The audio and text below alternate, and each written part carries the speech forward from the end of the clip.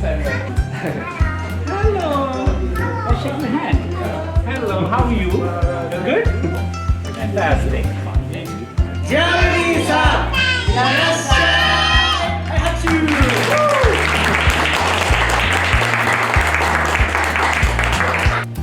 ダディアの他にも。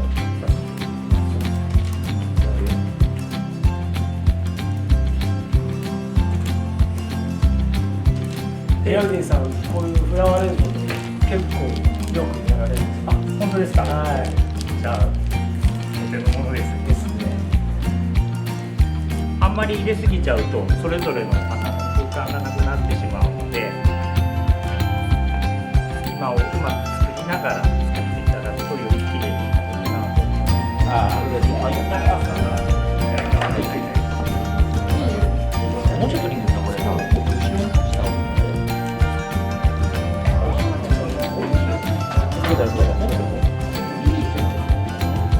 だってまださ、間空いてんだもん。いや、でもさ、これさ、箱入んないよ。完成？おー、すごいじゃん。いいね。思い出てる。ナイス。これさ、ちょっと待って、これ入んないから。Smile. Yeah.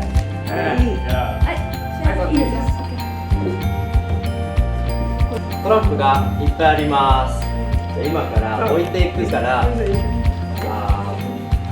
stop anytime you want. Okay. Yes. Start. Say stop anytime. 誰かストップ。あ、ジェオディさん。ジャウディさん。はい。あ、is it? Okay. You put down this card or next one. Okay. 今ここに何枚あるか数えてた人。Didn't count. Okay. あ、3だ3だ。じゃあみんなで何枚あるか数えましょう。せーの。はい。1、2、3、4、5、6。6枚。7、 8、9、10、11、12、13枚。13。なんでここでストップしましたか？ Why did you say stop? I just said stop. 直感。You feel something? No? Just say. Okay. Just to save you from more counting. Just to let me help by counting. なんかまあ、そうそうかな。数えるの疲れる。そうそう、疲れてる。ジェウディンさんはそう思ってるかもしれないけれど、実はなぜここでジェウディンさんがストップって言ったかはすごい重要な理由があります。 There's a very special reason why you say stop. Okay. You know? I don't know. M A L A L A. Maybe you thinking about Malara. Wow! You're a magician, really. ジェアディンさんね、直感で当てたからみんな拍手。素晴らしい。Wow. Because there's no same Malala many different cards. Unbelievable. Your magic.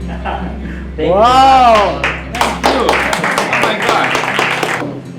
First of all, I must say that thank you so much. まず本日お礼をさせていただきます。I'm super happy in the company of Super Daddies. Super ladies. These are, Super Daddy. I'm super happy in the company of Super Daddies.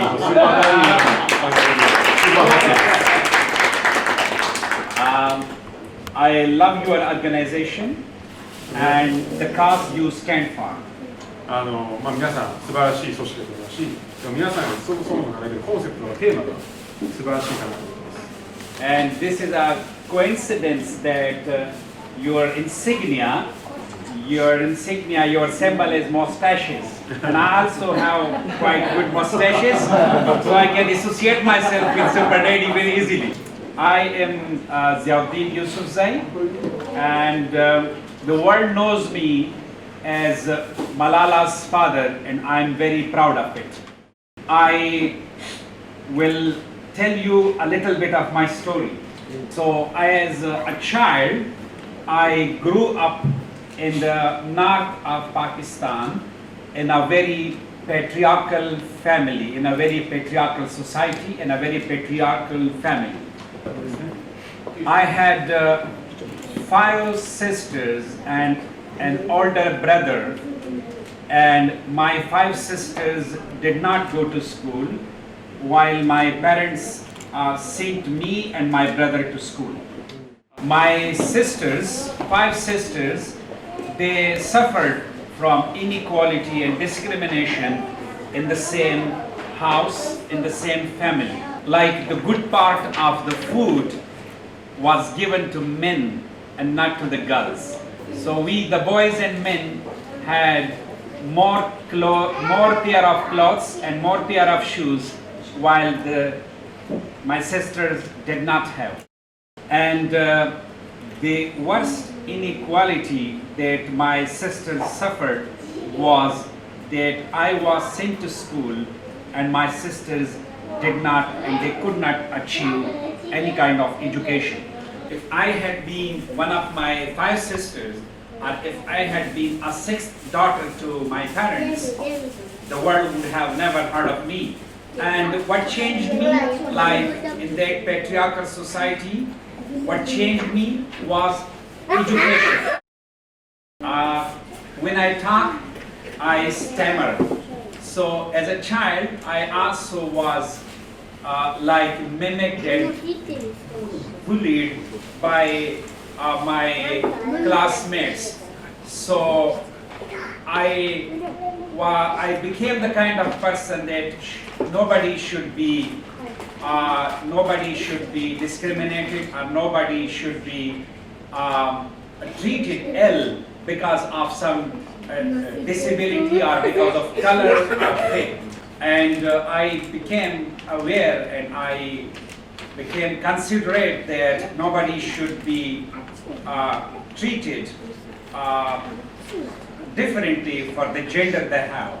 We should treat all human beings with equality, whatever gender they have. And that was the reason that I had decided that once I am a father, I will be a different father from my father. My parents had a big dream for me that I should be a doctor or an engineer or a very powerful person in the society. But the only dream my parents had for my sisters was to get them married as early as possible. That was the reason that I was a changed person, and when I became a father, I named my daughter Malala after a legendary heroine, Malala of Levan, who was a very famous person in Afghan history, because I believed that my daughter should not be known by her father or by a brother or by her husband. She should be known by her own name. And to achieve that goal, education was the only door to unlock that door. And after Malala's birth, my cousin brought a family tree, our family tree, and when I looked at the family tree, there were all men, no name of any girl. And I picked up my pen, draw a line from my name, and wrote Malala. My speech should not go very long, but then I had this family, 2 sons, 1 daughter, and my wife. But I say that my wife is my equal partner. And I had a very beautiful experience being a husband and a father of 2 sons and 1 daughter. And my journey, my family journey was more beautiful, more lively, more vibrant, because I believed in equality and in sharing. I never saw, as a boy when I was growing up in my father's home, I never saw my brother or my father ever served food or water or tea to the girls or to my mother but I changed. I was a changed person. I was a different person, and as my wife served me, I served her. If she ironed my clothes, I also pressed her clothes. If she cooked the food, I made tea for her. I will tell you a story which is very interesting, that in our society and that at that time, before eating meal, like lunch or dinner, our hands, if we wash our hands, so the female members of the family help in washing our hands, like bringing water, and we used to keep our hands like this, and a woman, like mother or sister, used to pour water from a mug and we used to wash our hands. It was like a social norm, a social practice at home. But when I married, and for the first time we sitting together, and my wife came and she wanted to pour water to my hands, I hold her and I stopped her. I told her, why should you do it? I do it myself. I have my hands. Why should you help me? So she said, she tried to insist. I said, no, you will not do it for me. Not at all in my life. I don't like it. So coming to the Super Daddy Association, it is so much important. I did not know that in developed country, because Japan is the third biggest economy, I thought that women and men have equal rights in this country, and I'm surprised that this is not the case. And personally, I think that this is good to be the biggest economy, but the most important thing for human beings, for a nation and for people and for a country is that how happy you are, not how rich you are. Finland is a Scandinavian country, Norway, Sweden, these are Scandinavian countries. They are not as big economies like America, China, Japan, but they are on the top, on the happiest countries. So the target should not be just becoming wealthy, the target should be happiness for people. And if the wealth is useful for that, then it's good. But if you are just becoming wealthy and the people are not happy, it makes no sense. When we talk of Super Daddy, for me, Super Daddy is a person who believes in equality at home. Yeah, mustaches are considered the symbol of patriarchy. Like husbands with mustaches are like more strict and tough. But I am a feminist with my mustaches. we can eliminate, we can finish inequality in the family by love. I will not be talking about the division of work, that this is man's work and this is a woman work, this is a husband responsibility, this is a wife responsibility. I will rather talking in terms of sharing the responsibilities. It brings more happiness, more prosperity, more joy into the family life. Like when at midnight, while I'm in a deep sleep, and my wife calls me, I need a glass of water, I quickly go and bring a glass of water and fetch a glass of water. And the happiness I find in this small act, I rarely can find anywhere else. So thank you so much for you are doing great work. And at the moment you are a small organization, but you will grow big and big. And the most important thing that through your organization, you can teach the children through your actions the values of justice, equality, sharing, love and respect for the family, indifferent to their to the gender. So I believe in the cause you believe in. I'm with you. I'm not super daddy like you. You're really super daddies. But I try because parenthood is everyday effort. we make an effort every day to be a good father, to be a good mom. And I believe that a day will come that as Japan is leading in information technology and innovation and inventions in robot technology, your country will be leading as an example for the daddies in the world.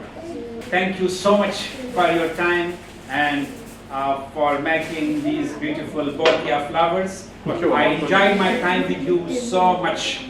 非常に皆さんとこの God bless always. ありがとう God bless. ございました。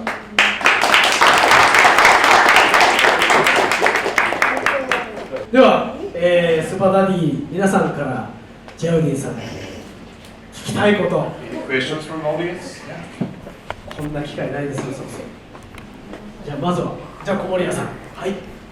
はじめまして、小森屋と言います、テレビキャスターをしています、で大学でも子どもたちに授業を教えている仕事をしています。ただ日本のその教育環境でいくとものすごくみんな教育を受けるということに慣れてしまっている。だからその逆に言うと教育を受けるということを放棄してしまうというもったいないことをしてしまう子どもがとても多い。そんな子たちにメッセージをぜひ与えたいと思って、マララさんというのは本当は自分たちが教育を受けることというのはとっても怖い。そんな教育を受けたいということを手を挙げて言うなんてことはできないような環境で育ったはずなのに、なぜあそこまで自分たちの教育が必要なんだと思うことができたんだろうか。I agree with you that in the developed countries, like in Japan, in America, in Europe, sometimes teenagers, young children, they don't like to go to school because they take it for granted. It should be taken for granted, but they take it so much for granted. They don't understand the value of education. I think Malala said in one of her speeches that we understand the importance of our hearing when we lose hearing, of our eyes when we can't see. So Malala's strong will, or her resilience, or her ambition for education has a context.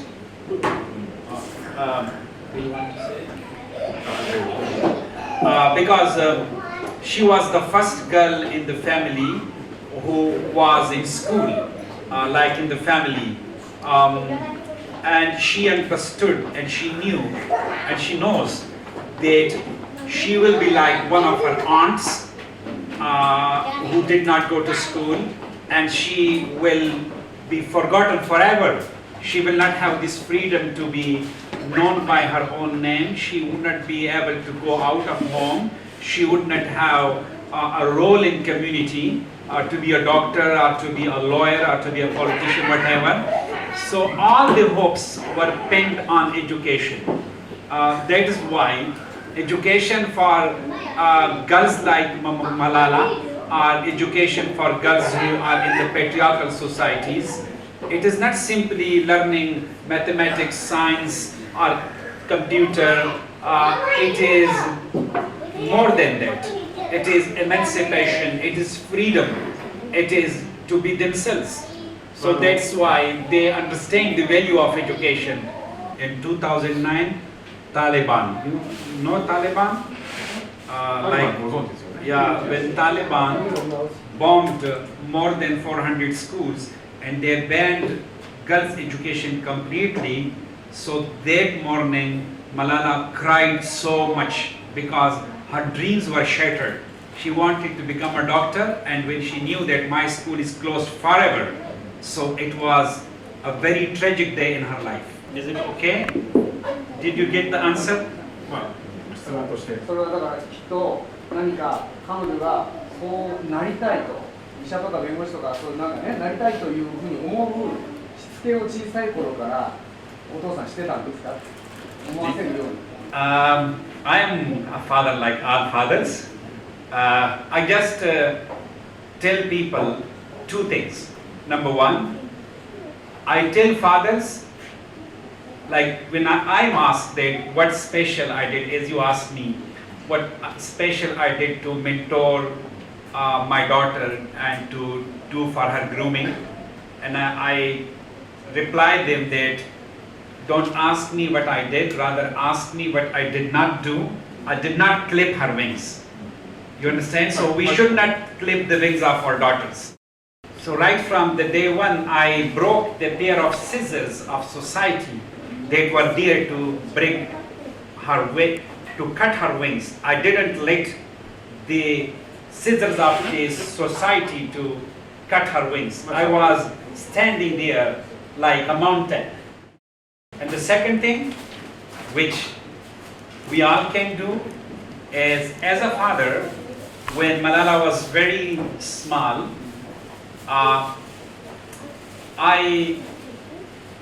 appreciated her. I believed in her. I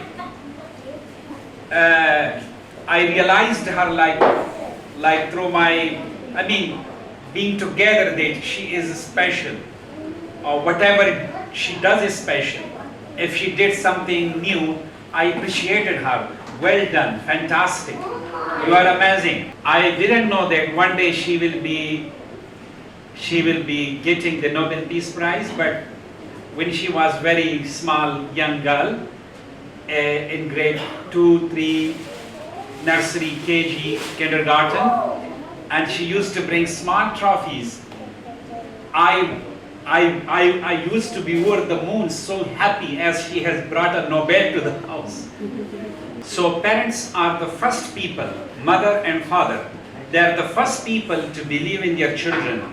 If we don't believe in them, who will believe in them? Thank you.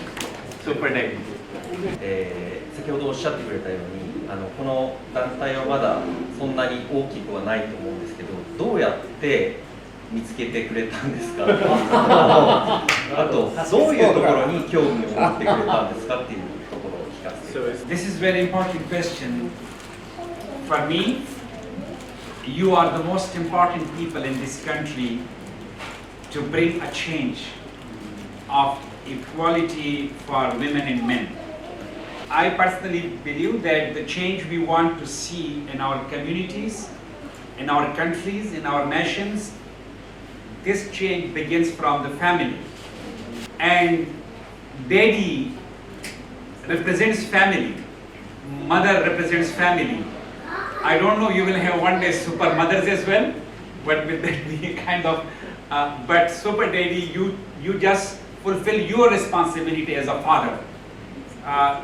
As a father who believes in equality, who believes in sharing the chores inside the house, that not all the work is done by your wife, you share work with her. And you believe in equal pay for them. Equal work inside the house and equal pay outside the house in workplace. So, and I think this is what we believe in. Am I right? The basic problem is daddies in the past, daddies since centuries are very patriarchal. They did not believe in equality. They always had an upper hand in the family in decisions, and they did not give equal rights to sons and daughters. They did not treat their wives as equal partner. So that is why if the daddy is the problem, daddy could be the solution. So you are a different daddy. And I will just tell you one thing, that equality within the family does not come just by saying it. It comes when you do it. Like if I want to educate my children to believe in equal rights for women and men, for girls and boys, the simple thing that how I have my life with my wife. If my wife and I will live with equal rights, equal mutual respect, if I don't even say anything, my children will learn that my father and my mother are equal. they are equal in human dignity, they are equally participating and equally taking the responsibility of the house. And if one of them can go outside, they can earn money. So this kind of life our children learn. We don't need to write on the walls that equality is the most important. No, we do and they learn. We do and they learn. Thank you. Welcome. 翼を奪わないというところがすごく印象的で、僕も子どもたちに対して教えるっていうことは奪うっていうことにもつながると思ってて、翼を奪わないって言われてたこと、僕たちが知ってる、常識だったり既成概念を子どもたちにいかに押し付けずに子どもたちの才能を伸ばしていくかっていうことを大事にしたいと思ってるんですけど、それを自分の子どもに伝えることはできても、教育に携わる者としてより多くの保護者の人たちにそれを伝えたいと思ってるんです。で、そこで、教育家としていろいろと活動されてると思うんですけど、より多くの人たちに伝えるために何かヒントをいただければ。Yeah, of course, this is, I understand, like, when you stand against the social taboos, especially those taboos of course are taboos, which are against basic human rights. So, for any person who stands against the status quo, it is difficult in the beginning because there is social pressure on him or her. So you see this huge pressure from the society because all the people do one thing and you say a different thing. So that's why I had published a book last year, and its title is Let Her Fly. And in that book I wrote that when you stand for a change, the first person you come across is you. So in the beginning it is difficult to stand, but once you defeat your old self, then it's very easy to go on. And when in the beginning you are on your own, but you are just you, and you don't see anyone in your environment, in your surrounding who support you. But if you believe in the change you stand for, it happens. そういうふうに最初はもしかして大多数派じゃなくて少ないかもしれないですけど、 Then you become 2, 3, 4, 5, 10. 10 become 20, 20 become 40. 殻を破る人はですね、And multiply it. どんどん増やしていくと、 And then there is an army for 影響力 change. になると、そうなると、 And then what you stand for, they become a social norm. And the things that you could not talk about, then people practice it after 20 years, 30 years. Thank you. Welcome. 今日はありがとうございます。続きましてで、スーパーダディ、男性の意識改革です。なのでお話を聞いて、同じ気持ちになりました。僕は日本人なので、日本でしか活動してませんけれども、世界に同じような考えをしてくださっている人がいるというので、すごい力が湧きました。今ここは東京です。東京では僕らみたいなスーパーダディの意識を持った人は何人かいます。バッと東京を離れると田舎とか地方に行くとやっぱりまだまだ男性はさっき言ったような家父長制でしたっけ？家長制？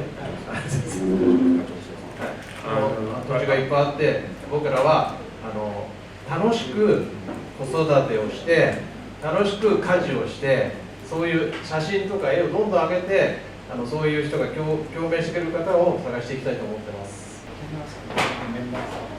何名ぐらいいらっしゃるんですか？コアメンバーは60人。60ですね。60。はい。It's in Japan. 東京だけですか？ソーシャルの方でいいです。ソーシャルメディアメンバーで1500人ぐらい。So like some people associated with us is like 1,500. でこれから僕らの活動を Next time I come, you will be 60,000 or maybe 600,000.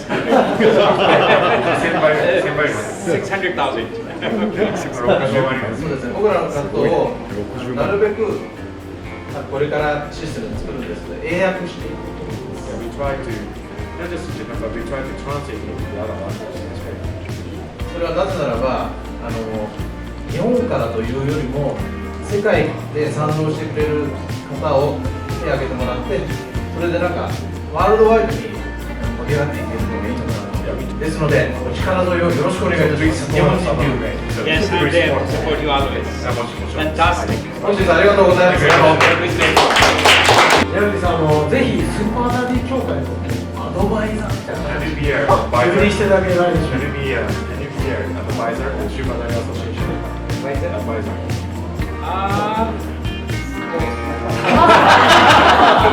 You are very good, I think. I will be your supporter. Yes. 嬉しいですね。いちこさんも一緒に。はい。This is beautiful. I love my mustaches. Super Daddy.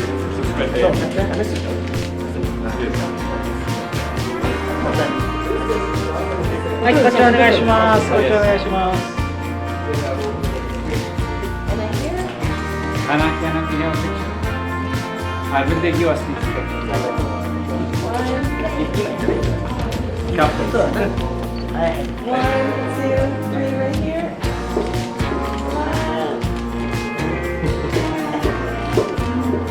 Thank you. Thank you. Thank you so much. Where is the cover? And the present in batch. No, I also become a super daddy. Good. Yeah. Thank you. Thank you so much.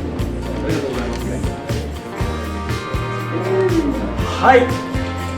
というわけで、竹縄ということで、これにて、ジアウディさんを囲むスーパーダディワークショップ終了したいと思います。ジアウディさん、ありがとうございました。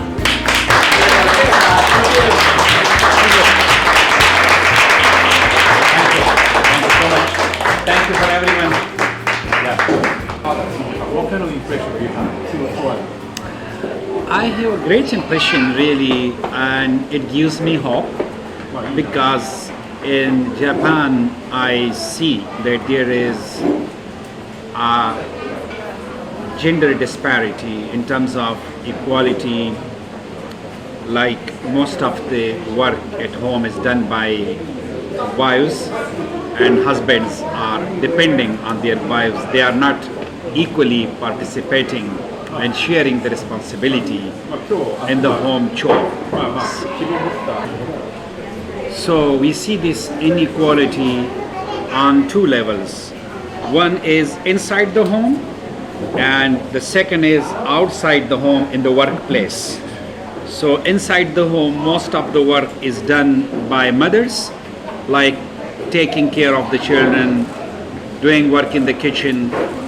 And outside of the house, there are less opportunities for the women, and if there are opportunities, there is a disparity, there is difference in pay. Men are paid more than women. So Super Daddy, I look at this association as a grassroots level association which is beginning a change, which is working for a change, and this change will be a long-lasting change because you believe in changing the mindsets of the people, changing the sets of beliefs of the people about family life.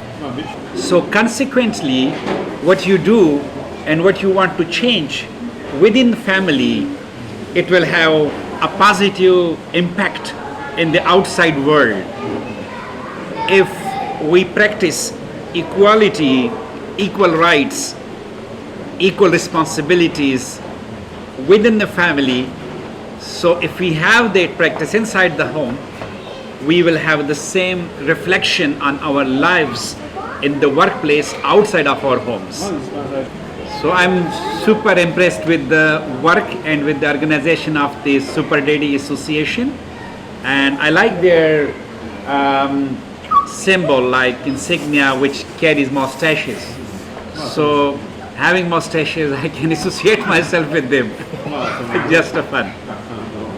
Yeah, the context of this is the patriarchal societies that is existing in the villages and in the rural areas of Pakistan, not in the big towns. And it's the kind of society and community which we find in many countries. So in patriarchal societies, there is always a pair of scissors of social taboos which cut the wings of the young girls, of daughters, of sisters, and don't let them to be themselves. It is become like a normal thing, a social norm, that a girl is kept inside the house. She is not given equal rights like the boys. She is not, after a certain age, she is not allowed to be going outside of the home. And if she gets primary education, she is not encouraged to get secondary education. If she gets secondary education, then she is not allowed for the university education. And if she goes for university, after completion of university, she is not allowed to do work. So these are different barriers. These are different, like scissors. They cut the girls' potentials, and they are not allowed to be full-fledged human being, to be contributing to their own self, to their families, to their communities, and to their countries. So that is the context when I say that I didn't clip Malala's wings when she was a young girl. It means that I protected, as a father, I encouraged her to be herself, to receive her education, to think freely, to share her ideas and her opinion while we were sitting together, to encourage her to be sitting with us when other visitors come to our home. And also, I did not let other people, like close cousins, relatives, or other members of the society, to pressurize her or pressurize me to not let her to do to see her as a free girl, as an independent girl. Yes, of course. Like when we talk about inequality in the society between men and women at large, so it begins within the families. So what we can do for our children is that we do things that are nice, that is based on equality, that is based on justice, that is based on equal sharing of responsibilities, that is respecting your wife. So if I live with my wife as an equal partner, I love her, I respect her, so I don't need to teach my children. I automatically, without being telling it, my children learn to believe in equality. Also, if you are father of both boys and girls, this is so much important that you treat them with equality. You don't specify some particular aims for the boy and some specific things for the girls. For you, they both are your children, and you treat them with equality. They are different. I mean, you treat them differently at the same time, but you believe in equal opportunities of education for them. You believe in their talent and their potentials. As a father, you don't behave differently if they are of different genders. So this is so much important, that girls should not feel that they are less than boys in any way, in potentials or in intelligence, or they are less smart. This is horrible. Girls and boys should know that they are equally smart, equally intelligent, and they can do in life what they want. My simple message is from my own experience, from my own life, and that is that a family is like a basic unit of life. It is the basic institution of life, and here we learn the social values, we